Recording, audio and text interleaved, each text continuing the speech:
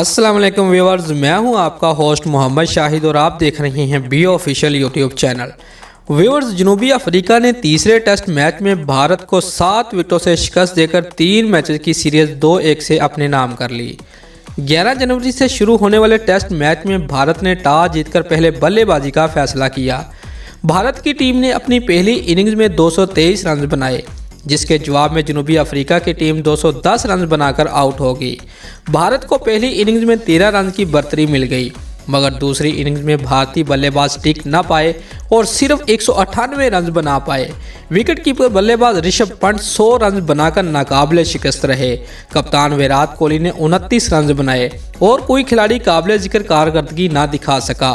भारत के 8 बल्लेबाज दोहरे हिस्से में भी दाखिल ना हो पाए। जनूबी अफ्रीका के बल्लेबाज 212 रन के हदफ के तवाक़ा में मैदान में उतरे और इंतहाई मुहतात अंदाज से बल्लेबाजी का मुजाहरा किया। जनूबी अफ्रीका ने सिर्फ 3 विकेटें गंवाकर 212 रन का हदफ हासिल कर लिया। वाज़ेह रहे कि 3 टेस्ट मैच की सीरीज में भारत ने पहला मैच 113 रन से जीता था, जबकि दूसरे और तीसरे मैच में जनूबी अफ्रीका ने 7-7 विकेटों से फतह हासिल की है। दोस्तों, अगर आपको हमारी ये वीडियो अच्छी लगी है तो लाइक और कमेंट ज़रूर करें और हमारे चैनल को सब्सक्राइब करना मत भूलिए। शुक्रिया।